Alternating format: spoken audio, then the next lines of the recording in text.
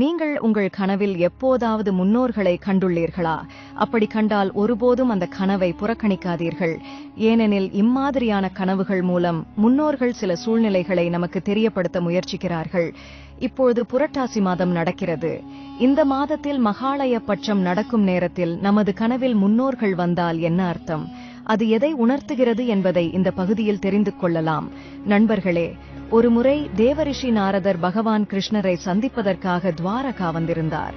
ஆண்டவரே, நான் உலகத்தை சுற்றி வந்தபோது காட்டேரி, பேய், பிசாசு போன்ற பல விசித்திரமான ஆத்மாக்களை பார்த்திருக்கேன். இந்த தீய சக்திகள் ஏன் மனிதர்களுக்கு பாதிப்பை ஏற்படுத்துகிறது? மனிதர்கள் ஏன் தங்கள் கனவில் தங்கள் முன்னோர்களை பார்க்கிறார்கள்? இதற்கான அர்த்தம் என்ன? இறந்தவர்கள் கனவில் தோன்றுவதால் மனிதர்களுக்கு என்ன மாதிரியான பலன்கள் கிடைக்கும் என்பதை போன்ற பல கேள்விகளை எழுப்புகிறார்.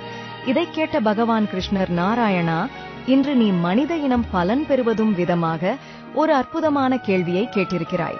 இந்த கேள்விக்கான பதிலை ஒரு கதை மூலம் நான் சொல்கிறேன், கவனமாக கேள் என்றபடி பகவான் கிருஷ்ணர் இதற்கான விளக்கத்தை ஒரு கதையாக சொல்ல ஆரம்பித்தார். நண்பர்களே, இந்த கதையை கவனமாக கேளுங்கள். ஏனென்றால் அறிகுறை அறிவு ஆபத்தானது. வீடியோவை பார்ப்பதற்கு முன் சேனலுக்கு நீங்க புதுசா இருந்தீங்கன்னா முதல் வேலையாக எங்களோட சேனலை சப்ஸ்கிரைப் செய்யுங்கள். அப்புறம் மறக்காம கீழே கமெண்ட் பாக்ஸ்ல ஜெய் கிருஷ்ணா, ஜெய் மகாலட்சுமி என்று எழுதுங்கள். முன்பொரு சமயம் மத்திய தேசத்தில் ஒரு அழகிய நகரம் இருந்தது. அங்கு தர்மன் என்ற வியாபாரி தன் 4 சகோதரர்களோடு வசித்து வந்தான். அவரது சகோதரர்களின் பெயர்கள் சுமன், நந்தன், விர்ச்சன் மற்றும் விப்பான் ஆகியோராவார். இந்த 4 பேருக்கும் திருமணம் முடிந்துவிட்டது.